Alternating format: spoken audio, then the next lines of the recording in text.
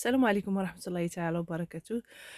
كما غادي تتابعوا معايا اليوم إن شاء الله، غادي نحاول المهم نزيد واحد الإضافات على هاد البيضات هادو ديال الفخار اللي كيتباعوا عند الناس اللي كيبيعوا الفخار. المهم أنا كنت شريتها بشي 40 درهم، وقلت ما نخليهاش هكا سامبل، بغيت نردها الشكل ديالها أنيق، وطبعا نحاول ما نخسرش عليها بزاف. المهم كما كتشوفوا هنا غادي نستعمل العجين اللي هو عجين الصلصال، طبعا راه موجود في المكتبات والمكتبات الكبرى غالبا وفي المحلات التجارية الكبرى. الكيلو كيدير 40 درهم. هنا كما كتشوفوا عندي هذه شويه بدات كتبرد، بغيت نستعملها هي الاولى. طبعا راه ما نخليوهاش تكرم لانها راه دغيا زعما كتكرم، غير واحد يجمعها في ميكات مزيان. وتاني حاجه كما كتشوفوا هنا كنحاول ندير شويه د الماء باش ما تبقاش هكا كارمه، يعني كما قلت لكم ما بغيت نضيع حتى شي حاجه. وحاجه اخرى مفيده بالنسبه لي انا، بما ان يدي كيكونوا سخان بزاف، فهي عاونتني هذه المساله هذه، ان العجين يطوع في يدي بحال هكا كما كتشوفوا، لان كانت شويه غاده وصافي قربت تضيع. ما عليناش، المهم كنبدا نعجنها مزيان. اللي ما بغاش يشري الكيلو، راه طبعا كاين 6 كيلو كيدير 19 درهم في مرجان او لا في اسواق السلام او لا، المهم راه كاين في المحلات الكبرى. كما قلت لكم راه كاينه حتى يعني في المكتبات. كيخدموا بها الاطفال، ولكن راه مزيانه، انا جربتها. كتر فاش كتكون شويه غليظه راه ما كتهرسش، راه كتولي بحالها بحال الفخار، يعني هي ما كطيبش، كت يعني كتنشف مع الهواء، ولكن راه رائعه. الحاجه اللي رقيقه هي اللي كتهرس، لان كنت شفت حتى واحد الفيديو ديال واحد الاجنبيه درت تجربه لبزاف ديال الانواع ديال هاد العجينات، يعني هاد ديال الصلصال، منهم الغاليين ومنهم الرخاص. وطبعا لقينا باللي هذه اللي كناخذوا حنايا رخيصه عندنا راه هي اللي مزيانه. لان كيما قلت لكم درت تجارب، خدات كور ورداتهم بحال صحون، يعني شويه غلاض، وكطيحهم من مسافات، يعني من فوق من الكرسي، من الفوق باش تعرف الكاليتي اللي زوينه في ديك العجينه. وهذا الفيديو هذا راه فادني بزاف من بين هاد يعني العجائن اللي مزيانين، وهي هاد ما عرفتش واش جوفي ولا خوفي، ما عرفتش كيفاش كتقرا لان كيكتبوها المهم جوفي. كاينه وحده اخرى ما بقيتش عاقله على سميتها، ولكن ما كتلقاش بزاف، ولكن هذه راه هي اللي كيخدموا بها بزاف. المهم كما كتشوفوا هنايا خديت كوار، كندير كويرات صغيورين. وكما قلت لكم بغيت نزيد نزين هاد البيضه الفخاريه باش تعطي منظر زوين. هي زوينه، ولكن الا زدنا عليها شي حاجه اخرى فغادي تجي احسن. بالنسبه للناس اللي ما عندهمش يعني الخاطر بزاف او لا ما عندهمش هاد العجين هذا، فيقدروا غير يصبغوها. تشوفوا في الاخر الصباغه راه كتجي زوينه في الاخير. المهم دائما انا كيعجبني ندير شي حاجه اللي هي مميزه، داكشي علاش راه منها كنعمر وقتي، لان هاد المساله هادي بزاف تيهضروا عليها. كاين اللي كيقول لي في التعليقات سعداتك عندك الخاطر. هو الخاطر كنخلقوه، ماشي عندي الخاطر، ولكن خلقته. شحال هادي نهار بديت هاد الاعمال اليدويه ولقيت راسي كنرتاح فيهم، بديت كنزيد حاجه بحاجه حتى تقدمت في واحد المرحله من العمر ديالي كنت كندير معارض وكنبيع اللوحات، يعني وليت كنربح جوج حوايج. كنربح انني كنعمر وقتي بحاجه زوينه، وفي نفس الوقت كنبيع اللوحات اللي كنصاوب او الاشياء اللي كنصاوب. المهم الواحد خاصو يعمر وقته بحاجات زوينين وي... ويعطي الخاطر، لان بزاف د الناس عندهم يعني عندهم مشاكل. كاين اللي عندهم مشاكل نفسيه، كاين طبعا الضغوطات ديال الحياه راه صعاب على كل شيء. غير هو الواحد يخلي لراسو واحد الوقيته، واحد المتنفس يعمرو بحوايج زوينين. لان انا كنلاحظ بزاف بزاف بزاف ديال الناس ولاو مهووسين بمواقع التواصل الاجتماعي وبالمشاكل ديال الناس، يعني كيبغيو يعيشوا المآسي ديال الناس باش يخفوا على المآسي ديالهم، وهذا راه ماشي حل.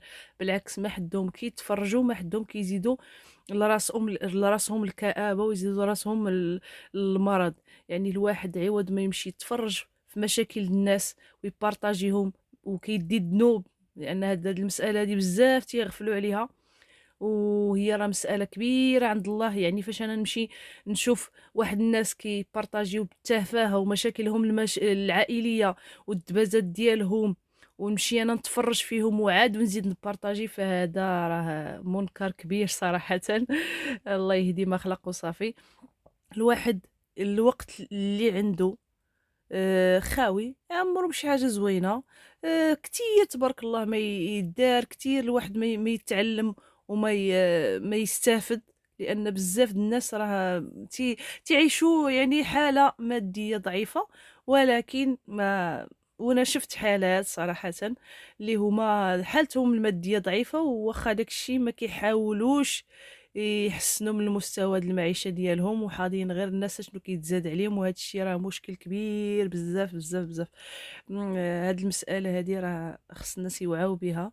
تبارك الله راه كتير اليوتيوب راه ما شاء الله، وحتى مواقع التواصل الاجتماعي اللي باغي يقلّب على الحاجات المزيانين راه كتير ما يدار، وكتير الواحد باش يعمّر وقته، وهاد الشي راه ما عندوش سِن. حنا كنشوفوا أجانب يعني شارفات، كتشوفوا يديهم راه شارفات، راه فايتة ال70 عام وباقا كدير الأعمال اليدوية أولا عاد بداتهم، وكيحسنوا من الحياة ديالهم، لأن الفراغ تيخلي بنادم يفكر، كيخلي بنادم يمرض، كيخلي بنادم آآ يعني ما عرفتش اش نقول لكم. المهم راكم فهمتوا المعنى وفهمتوني اش بغيت نقول لكم.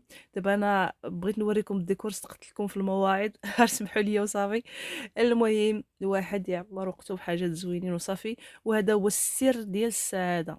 السر د السعادة هو أنك تدخل سوق راسك، تعمّر وقتك بحوايج زوينين، تقرّب من الله. راه هذه هي السعادة، ماشي هما الفلوس. يعني بزاف د الناس كيقولوا أنا غير يجيوني الفلوس هذيك هي السعادة ديالي. لأ، راه السعادة خلقوها لراسكم بأشياء بسيطة، والفلوس راه يجيو إن شاء الله، يجيو مع الوقت. المهم كيما كتشوفوا أنا راه بديت كندير كيما قلت لكم كورات، وبديت كندير يعني قضبان صغيورين هكا بديك العجين، وبديت كندوّر على دوك الزويويقات وصافي. اللي دايرين طبعًا مع كيقطعوا داك الشي بالزربة وما كيجيش داك الشي مقاد. داك الشي باش أنا بغيت نغطي دوك الديفوهات، وزدت عليها بهاد الطريقة هادي باش إن شاء الله تعطي منظر زوين ونستافدوا منها. بالنسبة للكولا اللي كنستعمل أو اللصق فهو غير ديال الخشب، ماشي شي حاجة اللي زعما ما تلقاوهاش، راه موجودة عند الدروكري. صافي هنايا كما كتشوفوا من بعد ما نشفات تقريبا من بعد واحد يومين غادي ندوز نصبغها باللون الأسود.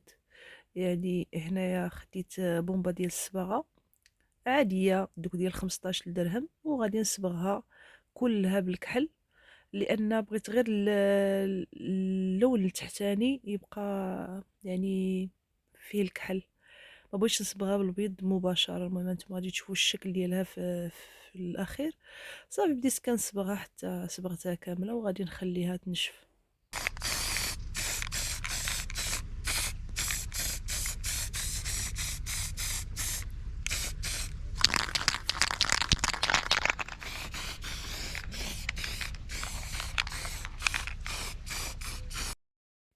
من بعد ما نشفات دابا غادي ندوز ندير عليها واحد الضريبات بالشتا باللون الابيض. مع الاسف بديت كنصور لكم هذا المقطع، ولكن طفات الكاميرا لان الباتري خوا وما رديت لاش البال لان الكاميرا معلقه. المهم لقيتها راه طفات. كما كتشوفوا راني صبغت، غير هو كنخلي دوك الحاشيات ديال البلاصه فين زدت العجين يبقى شويه كيبان الكحل، ما بغيتش نردها بيضه كلها، وهذا هو علاش صبغت في آه، يعني الداخل بالكحل، يعني ديك الطبقه الاولانيه درتها بالكحل. صافي وغادي نعاود ندير لها روتوش في دوك البلايص اللي خاويين. طبعا دوك البلايص اللي خاويين راه كانوا فيهم هما قايسينهم يعني جارحينهم، وجاي واحد شريطات هكا عشوائيين، راه الا لاحظتوا راه كنت درت عمرتهم بالعجين. يعني كناخذ العجينه وكنبقى ندفعها في دوك الحفر حتى رديتها يعني ملسه، ما بغيتهاش تبقى باينين دوك الضربات، لان كما قلت لكم داكشي كيخدموه بالزربه وما كيكونش متقول. وداكشي علاش راه كتشوفوا حتى دوك الحفر اللي دايرين مره كتكون كبيره مره صغيره، واخا انا حاولت زعما نعاود عليها بالعجين، ولكن المهم ماشي مشكل. صافي كما كتشوفوا غادي نصبغها كاملها هي والقاعده ديالها ونخليهم يجفوا.